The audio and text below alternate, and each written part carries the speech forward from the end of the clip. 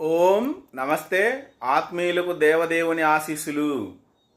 జంతువునాం నరజన్మ దుర్లభం, ఎంతో పుణ్యం చేసుకుంటే గాని మనుష్య జన్మ లభించదు అని భారతీయులు చెప్తా ఉంటే, క్రైస్తవులు ఈ దేశంలోకి ప్రవేశించి మనకొకటి అద్దేశారు, బాగా రుద్దారు. ఏంటి అదంటే, మనమందరము పాపులము, దేవుణ్ణి అంగీకరిస్తే అప్పుడు దాని నుండి విడుదల లభించిద్ది అన్నట్లుగా.